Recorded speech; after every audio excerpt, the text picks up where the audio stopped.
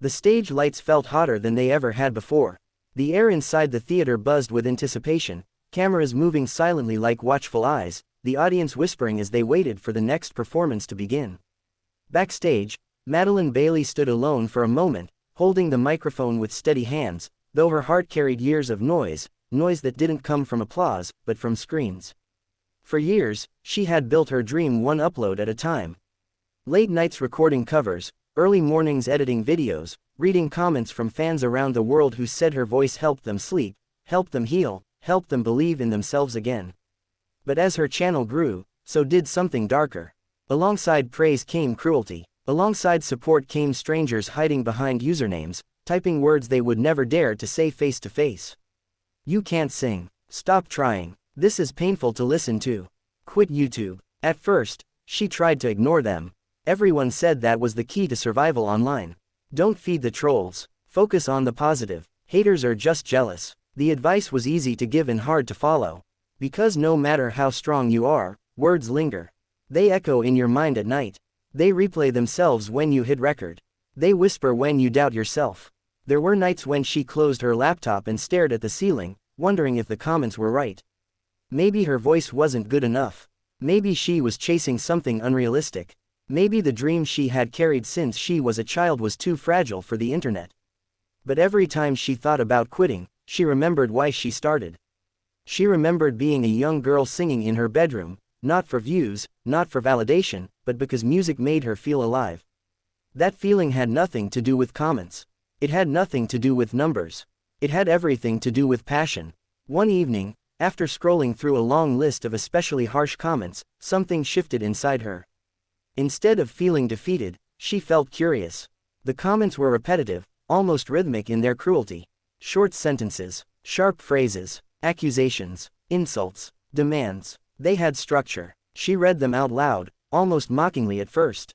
You can't sing. This is terrible. Why are you even famous? The sentences sounded harsh on their own, but when she spoke them with melody, something strange happened. The ugliness softened. The words lost their sting. They became lyrics. A spark ignited. What if she didn't delete the comments? What if she didn't ignore them? What if she used them? That night, she opened a blank document and began copying the worst things people had said about her. Line by line, word by word, she didn't change them, she didn't soften them, she didn't defend herself against them. She simply arranged them. Verse, pre-chorus, chorus. It felt rebellious in the most peaceful way possible. Instead of arguing with strangers online, she was building a song. Instead of clapping back with anger, she was responding with harmony. The melody came naturally. It was playful, almost upbeat, contrasting the bitterness of the lyrics. That contrast made the message even stronger. When she sang, "You can't sing, you'll never make it," her voice carried confidence, not defeat. It was as if she was holding up a mirror to the hate and saying, "Look at this. This is what you sound like." Recording the song felt different from anything she had done before. There was vulnerability in it, but also power. She wasn't pretending the comments didn't hurt.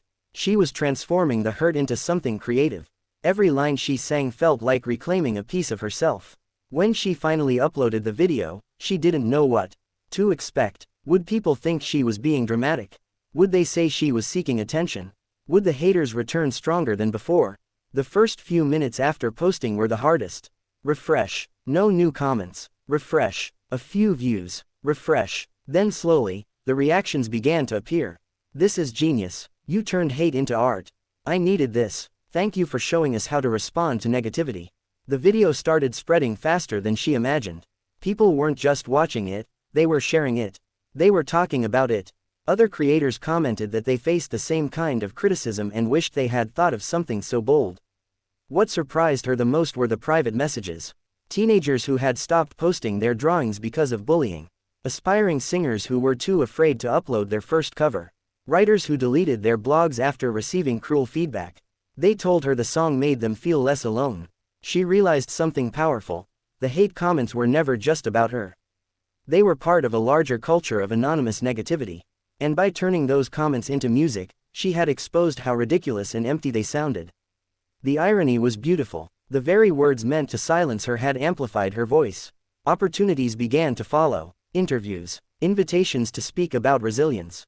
Performances in front of live audiences who sang along, not to the hate, but to the strength behind it. Each time she stepped on stage, she carried the same message: you cannot control what people say, but you can control what you create. There were still negative comments after that. The internet didn't magically transform into a kinder place. But something inside her had changed. The words no longer held the same weight. She had already taken their power once. She could do it again. She started encouraging her followers to try the same mindset. Not necessarily by writing songs out of hate, but by reframing criticism. If someone said, "You'll never succeed," she challenged them to ask, "What if I do?" If someone mocked their effort, she reminded them that effort is the first step toward mastery.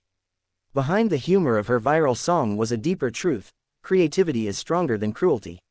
Art can reshape narratives. Confidence doesn't come from silence, it comes from expression.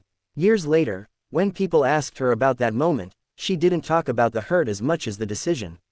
The decision not to quit. The decision not to fight back with anger. The decision to respond with music. That was the turning point. Because success is not the absence of criticism. It is the persistence despite it. In a world where anyone can type a sentence and send it into someone else's life, the strongest response is not always confrontation. Sometimes it is transformation. Sometimes it is melody. Sometimes it is a calm voice singing back the very words that tried to break it. And as she stood under the bright lights of the stage, years after that first upload, she realized something simple and powerful: the hate comments were never the end of her story. They were just unexpected lyrics in a much bigger song. A song about resilience. A song about courage. A song about choosing to rise. And no matter how loud the critics became, her voice would always be louder.